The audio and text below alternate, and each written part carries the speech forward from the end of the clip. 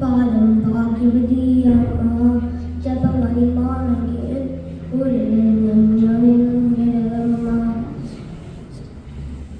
തലമലരത്തോറും പാലം ഭാഗ്യവതിയമ്മ ജപമണി മാണെങ്കിൽ ഉള്ളിലമ്മ